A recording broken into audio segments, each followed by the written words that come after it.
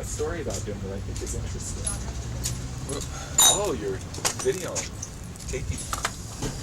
Abby Hoffman and his friends got several hundred $1 bills, and there's a rail around the New York Stock Exchange. There's like a catwalk above it so that spectators can come and view. And they went above the New York Stock Exchange and rained down these $1 bills like confetti on the floor of the exchange. And the stockbrokers were actually falling all over each other, falling on the floor, struggling, to get the money, squirming around on the floor, trying to grab as many of these $1 bills as they could. And the exchange closed, and it was the first time in the history of the New York Stock Exchange that it was closed because of a disruption. It was closed because of an internal thing during the crash. I envision a time when, if these end times get worse and worse and our hills out here start burning and so on, that our protests might take the form where we all get together in town squares and stuff and have 50-gallon burn barrels and just recycle the plastic of our credit cards and cut them up and throw in our license plates and driver's licenses as well as our money. Birth certificates. Just burn the money. Birth certificates, Social Security card. We don't need that shit, And then just live, right? I mean, if millions of people do it. If people did it in mass. That's it. We'd be liberated. Well, I think people would have done it in mass if that would have worked. Well, I think that people did at one time do it in mass, and I think it was working. It has happened. And I think that it's in America. That happened in the 60s in America. Boston Tea Party. In the Boston Tea Party. The signing of the Declaration of Independence, this $2 bill that I just burnt here, was first signed by John Hancock. What were all those men doing? George Lyman, Benjamin Franklin, they were burning their draft cards. They were throwing away their driver's license and saying, "Fuck you to the King of England." And it's a Declaration of Independence, that's all it is. And we're obviously been made independent already by Cheney and Bush. They just declared an energy policy in which they completely subverted every solar energy possibility and have decided to build 5,000 new nuclear and coal burning power plants, 100-megawatt plants, one a week for the next 20 years, despite the fact that every scientific projection is that this is going to kill us. What? We just spent a bunch of money decommissioning all the ones that we had. It's total. So see, but if we're independent, at least 20 years ago, there was the big push for alternative energy and windmills and solar power. Remember? And then it just sort of fizzled. Well, I'm going off the grid, man. That's absolutely precisely because. Why? Now I had a choice in the matter. It didn't fizzle. I didn't develop. Well, it didn't fizzle, but it's not. Yeah, you're right. You had no choice. For 15 years. This one power plant here, 100 million watts, and there's 8 of them in Barstow and around Harper's Lake. I've been there and seen them. They produce 100 million watts of power in very small space with no pollution. And these power plants can be constructed for less money than it takes to build another plant. What I'm saying is, gee, all of a sudden it's a crisis. 20 years ago it was a viable alternative, but we didn't pick up on it on a national scale.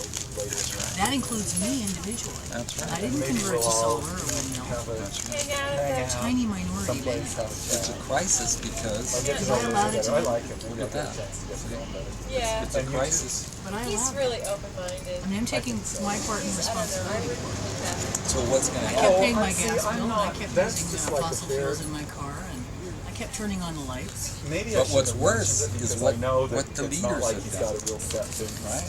It's not what we have done, because we are subject to the conditions of the marketplace, and they control those conditions. Well, I think I'm just basically thinking somebody else is going to solve the problem.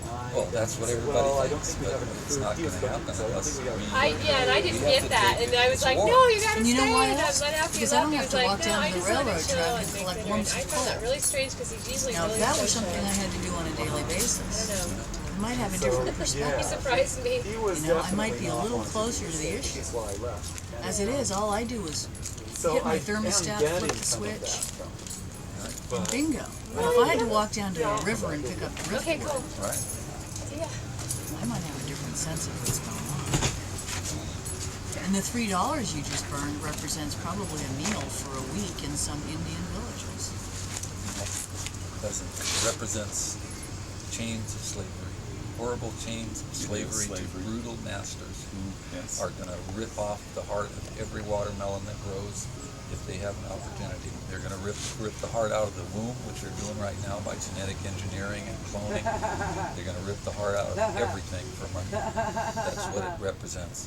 The and human it works being, because of those who don't have it. Absolutely, that's right. And they took the gold standard out. This is pure gold right here, and the gold is the real equality on the planet Earth. Gold itself. That's right. The real equality. That's right. The real equality. And it is, in terms of the spiritual manifestation, one can see that it's free. We can pan it in the sand, and then we can give it away. It's a gift that we can give. And I can give money. Right.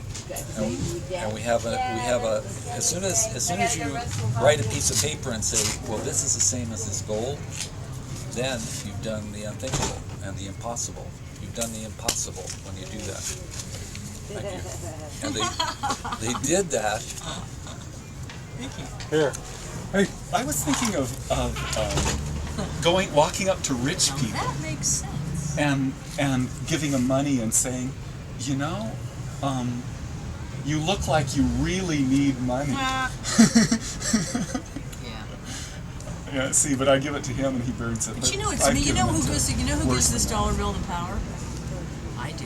I invest this power it has. No, it has. Yeah, that is power. That is power in your hands. It's and in my head Yes, it is power. and in my world. In 1940, you could have gotten a dollar's worth of gold for this at $32 an ounce, and it was a death penalty. It was fixed in Congress if you messed with that $32 an ounce.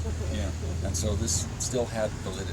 It said U.S. gold. Yeah, I know. Silver certificate. I know, but you know, Now when we it's- had the gold standard, the populace wanted the fiat money. Now we've got fiat money and the populace want the gold standard. They don't understand that money in itself is satanic. Gold standard or no gold standard.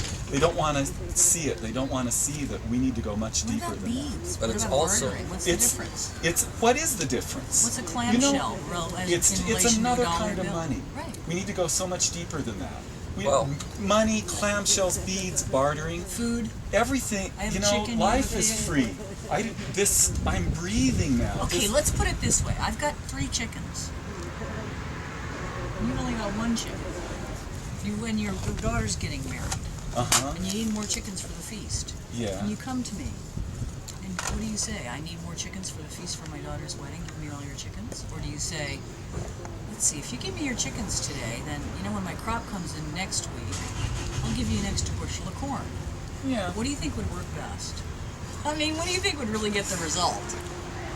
You know what the concept of abundance is, I think? I'm guessing. If I give you $1 when I see you, Yeah. next time you see me, you want to give me $2. And if you give me $2 next time I see you, I want to give you $4. Okay. And when you see me, if you want to, you can give me $8. This guy that I'm talking about who's having the daughter's wedding feast, has 8 daughters. Uh-huh. I have chosen not to have any children because I'm conscious of population having a huge impact on the world. I've chosen not to. That's why I have 3 chickens, because I don't eat as much. Uh-huh. So he comes to me in a month and he says, my second daughter's getting married and I need chickens. Where When do did- I say, hey, you know what? You chose to have 8 daughters. And I can't keep giving you my chickens because I made a different choice. You'll be dead if you don't eat. Where did you make those? You say you have the chickens. Do you have them because you made them yourself? Did you make the chickens? Did you design them? No, I bought chicks. You bought chicks. Could No, somebody all of gave me- human ingenuity and industry on this planet synthesize a chicken? No. No. And yet you still think that you own this chicken. That you have a right to it. Well, I'm taking responsibility for my choice not to have 8 daughters that I have to marry and feast. And then no matter what, But I haven't propagated with impunity. And therefore that I'm not responsible The owner of us all is right up there in the sky. for somebody else's choice. That is the owner of us all. And, I know. And that is the gold. You notice the color? That's the gold. That That's is the real gold. That is the gold. And the real gold. Yeah. Tutankhamun, the king of Egypt, okay? I haven't propagated with impunity, and therefore that I'm not responsible The owner of us all is right up there in the sky. for somebody else's choice. That is the owner of us all. And, I know. And that is the gold. You notice the color? That's the gold. That That's is the real gold. That is the gold. And the real gold. Yeah. Tutankhamun, the king of Egypt, okay? Immortalized and made into a god. Okay? G-O-L-D, you got the L, right? With 2,400 pounds of pure gold by his loyal, loving people. He was also assassinated at the age of 19. He was known as the boy king. Yeah. And he was bashed over the head from behind by his high priests because he advocated for his people that they should be allowed to make their own sacrifices. Up until that time, the priests required of the people that they bring goats and rice and everything, and the priest would bless it, and say, well, this is okay. I'll kill this goat for you. Even they kill a goat. They give the people would take the goat and eat it, and then the priest would say, well, we have the karma. We're the ones who say it's okay to do this or whatever.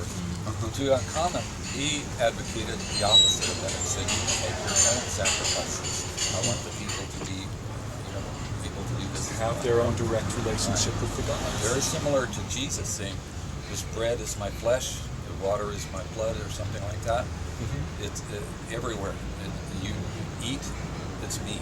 Yes. I am the food. Yes. Buddha says the same thing. I am the food. The tree Did he provides say it that? all. That's the essence of the Buddhist enlightenment is sit like this, and here you have a navel orange, okay? And the reflection of that navel, as your navel, is so obvious, right? The connection, we have the figs, the testes, the all kinds of stuff, the watermelon, right? For the womb. We are made of this whole thing. Look at our muscle tissue, and we have yams and potatoes and everything. So the tree, we're a reflection of that tree. We're an extension of that tree, a walking extension of that tree of life. And that's the Buddhist enlightenment, essentially. And if you, and that's how you can elevate your food, by looking at it. I mean, that esoteric thing, or that, to look at it. And thus, there's no requirement to do any harm, because the tree gives us everything. Thus, you have the doctrine of the ahimsa, not being the lion, to be, to effectively practice that doctrine. You simply eat what's given. It's all free, barley, rice, etc. Obviously, we had to go through, we had to transit through. If we landed here, we had to hunt to begin with. But then, as we migrate upward, we learn that. And is that upward? Yeah, it is upward. That's right. So does that mean that an agrarian society is better than a hunting and gathering society? Not better, but different. That's all. Upward? Is it higher? Well, it's higher in the sense of what you call it, not doing harm. In other Not words. doing harm? Yeah, not doing harm. An agrarian society, it destroys the land. They burn, they clear, they cut. It completely destroys the natural ecology of the land. Well, that's what some The people hunters and say. gatherers live on the land as it is, which is more destructive. And a lot of people say that, but in fact, if you ask that question, the thing that you should ask that question to is the animal. I am a bull. I am a cow. Okay? Ask me that question, and I will kill you before you have a chance to kill me. And I will. But it's not continue so, to do because that the forever. cattle don't do that. The cattle will try to kill you. No, If they you- don't. If you put a knife I've to seen their throat, lots of